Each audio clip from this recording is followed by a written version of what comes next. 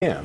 A federal grand jury in Honolulu today indicted 14 people on allegations that they committed mortgage fraud. As Jim Mendoza reports, they're charged with using false information to purchase homes. Mortgage broker Albert Joy and his attorney left U.S. District Court refusing to comment on allegations Joy committed mortgage fraud. Joy and 13 others, including Vina Morales, are named in 2 federal indictments that allege they committed conspiracy and wire fraud. Some are charged with falsifying information on loan applications.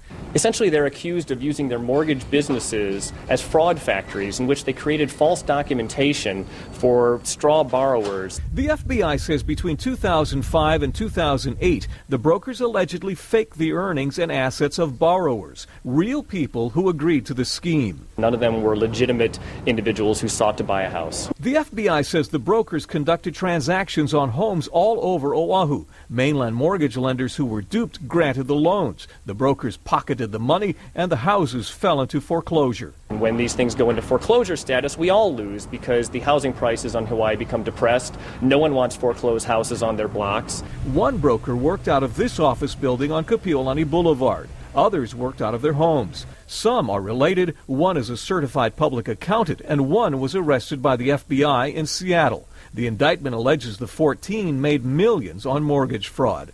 The houses that we went into this morning for the arrest were pretty opulent. They were more than any of us could ever afford. 2 of the brokers, a husband and wife, live in this Kahala home, now on the market for $2.6 million. If convicted, the brokers face from 5 to 30 years in prison and from $250,000 up to $1 million in fines. We take these things very seriously. Joy pleaded not guilty and was released on $50,000 bond. He's scheduled to be back in court in October.